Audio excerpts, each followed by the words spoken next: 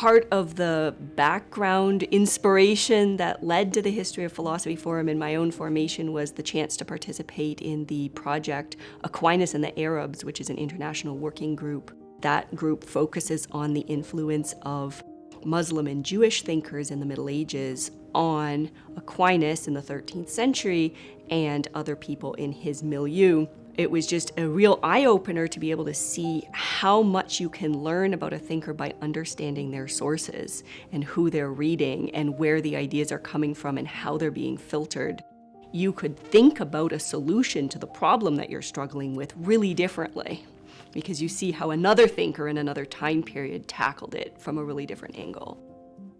The History of Philosophy Forum is unique in being able to cover the entire range of the history of philosophy because at Notre Dame we have an enormous wealth of expertise in our faculty. We have over 60 faculty in different programs who are working on some aspect of the history of philosophy. When we have scholars here, I think we recognize that they're bringing something incredibly precious to us, which is their research. That's really enhancing what we know, and we can share what we've learned as well. So there's a very fruitful interchange that happens when we have scholars on campus, and so we want this to be the best possible environment for them and the place where they feel like they can do their best research.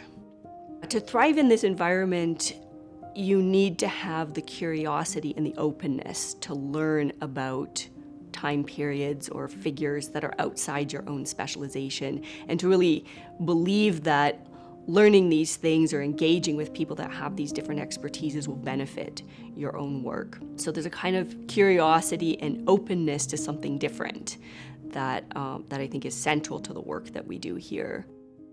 I think international collaboration is more important than ever nowadays. There's a lot of challenges to funding in the humanities around the world, and institutions that are really deeply committed to the history of philosophy can benefit from collaborating with each other, sharing ideas, sharing resources. And it's really a way in which we can help strengthen the history of philosophy community around the world and provide opportunities for people to do research that maybe they're not able to do back home. So that's something that we really want to be able to provide, is communities where this kind of work becomes possible.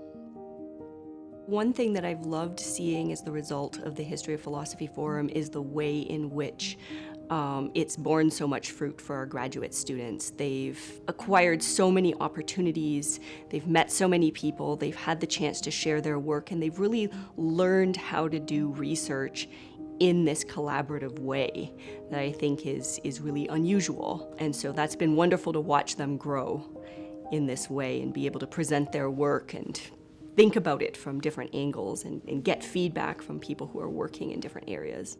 I think it's very important for an institution like Notre Dame to be studying the history of philosophy, to take this role in leading the scholarship in the history of philosophy, and also very important for the students to have that exposure and knowledge of these important texts.